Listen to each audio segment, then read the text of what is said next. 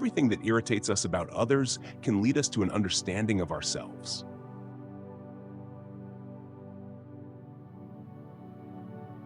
Your vision will become clear only when you can look into your own heart.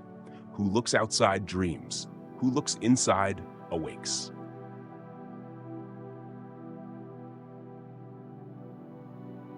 Knowing your own darkness is the best method for dealing with the darknesses of other people.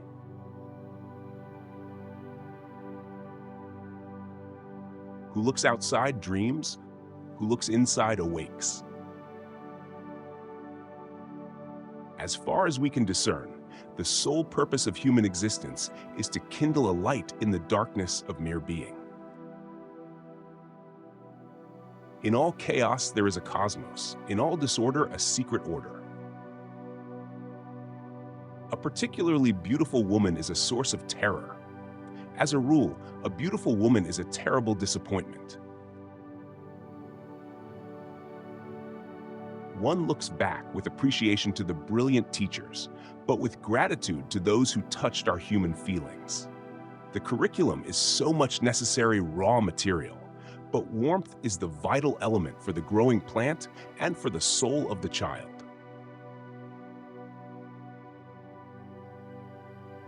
Even a happy life cannot be without a measure of darkness, and the word happy would lose its meaning if it were not balanced by sadness. It is far better to take things as they come along, with patience and equanimity. We cannot change anything until we accept it. Condemnation does not liberate, it oppresses. There is no coming to consciousness without pain. The healthy man does not torture others.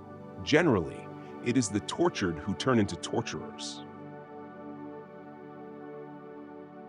Through pride, we are ever deceiving ourselves. But deep down below the surface of the average conscience, a still, small voice says to us, something is out of tune.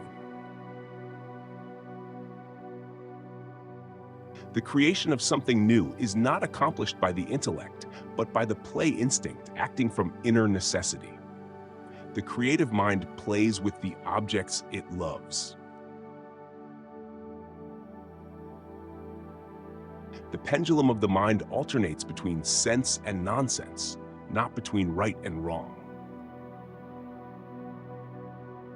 We are born at a given moment in a given place, and like vintage years of wine, we have the qualities of the year and of the season of which we are born.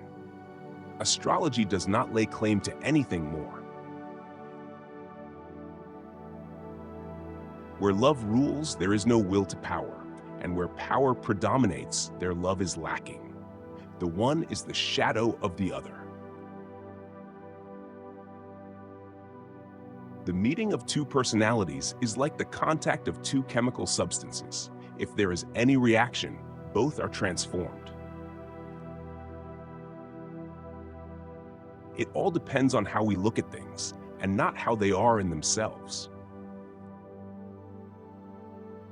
Children are educated by what the grown-up is and not by his talk. A man who has not passed through the inferno of his passions has never overcome them. Every form of addiction is bad, no matter whether the narcotic be alcohol or morphine or idealism. The shoe that fits one person pinches another. There's no recipe for living that suits all cases. There is no such thing as a pure introvert or extrovert. Such a person would be in the lunatic asylum. The most intense conflicts, if overcome, leave behind a sense of security and calm that is not easily disturbed. It is just these intense conflicts and their conflagration which are needed to produce valuable and lasting results. We should not pretend to understand the world only by the intellect. The judgment of the intellect is only part of the truth. When an inner situation is not made conscious, it appears outside as fate. The man who promises everything is sure to fulfill nothing, and everyone who promises too much is in danger of using evil means in order to carry out his promises, and is already on the road to perdition. If one does not understand a person, one tends to regard him as a fool.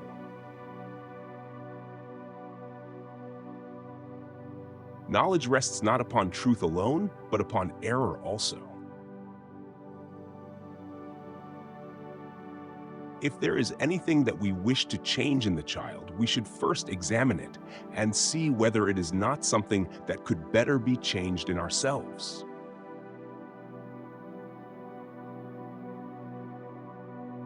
Man needs difficulties. They are necessary for health.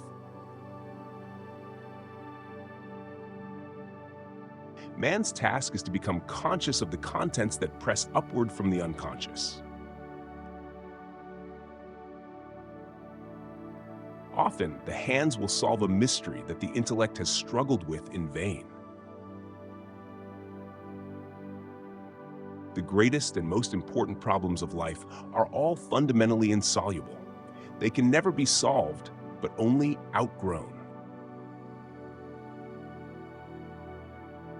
The least of things with a meaning is worth more in life than the greatest of things without it.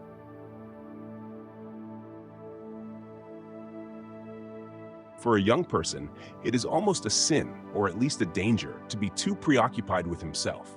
But for the aging person, it is a duty and a necessity to devote serious attention to himself.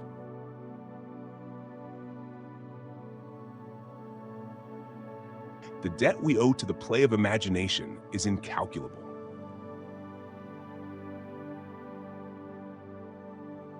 A human being would certainly not grow to be 70 or 80 years old if this longevity had no meaning for the species. The afternoon of human life must also have a significance of its own and cannot be merely a pitiful appendage to life's morning.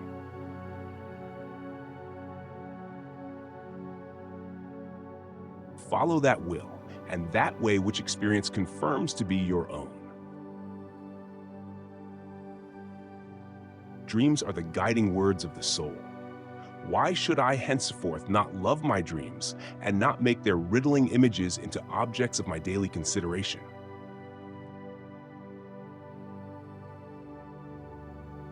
Man is not a machine that can be remodeled for quite other purposes as occasion demands, in the hope that it will go on functioning as regularly as before, but in a quite different way. He carries his whole history with him. In his very structure is written the history of mankind.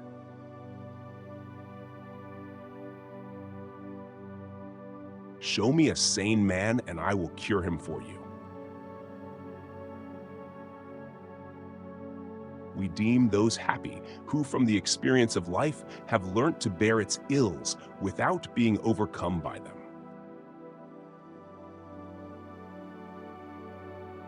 It is a fact that cannot be denied. The wickedness of others becomes our own wickedness because it kindles something evil in our own hearts. The collective unconscious consists of the sum of the instincts and their correlates, the archetypes. Just as everybody possesses instincts, so he also possesses a stock of archetypal images.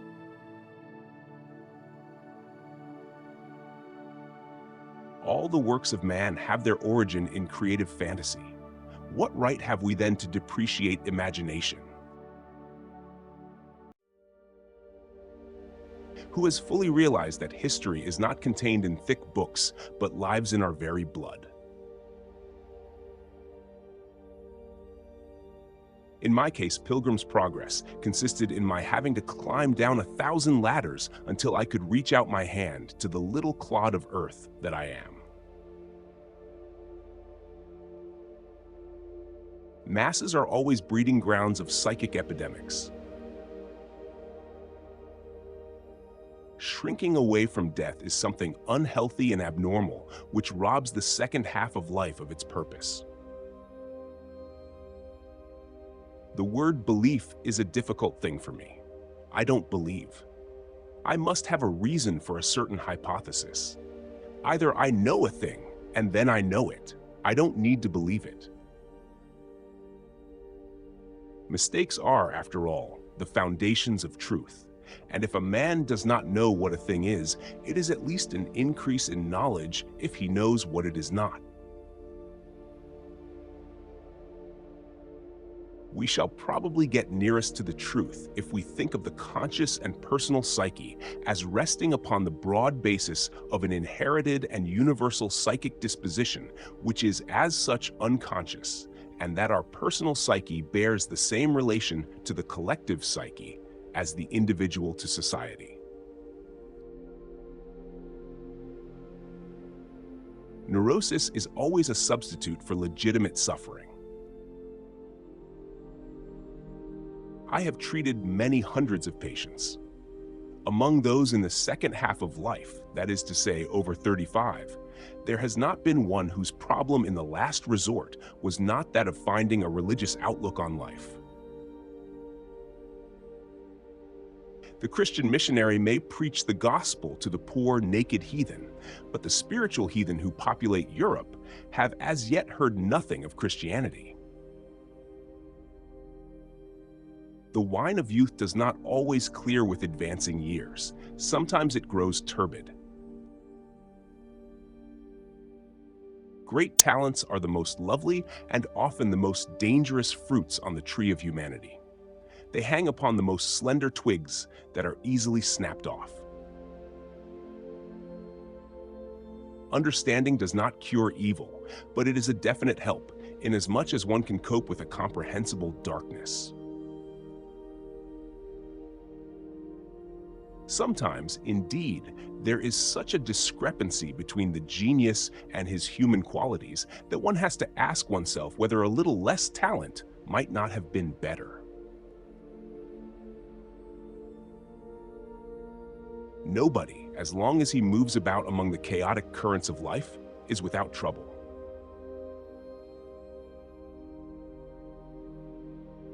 Resistance to the organized mass can be effected only by the man who is as well organized in his individuality as the mass itself.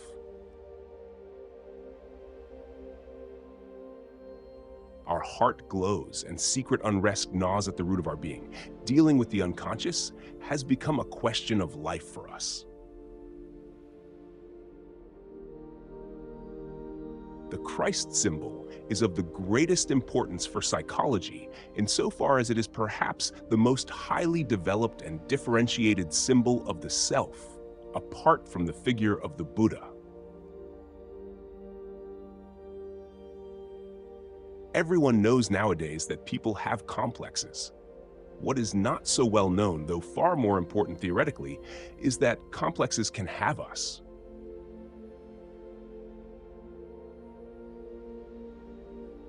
Grounded in the natural philosophy of the Middle Ages, alchemy formed a bridge, on the one hand into the past, to Gnosticism, and on the other into the future, to the modern psychology of the unconscious. We are in a far better position to observe instincts in animals or in primitives than in ourselves. This is due to the fact that we have grown accustomed to scrutinizing our own actions and to seeking rational explanations for them.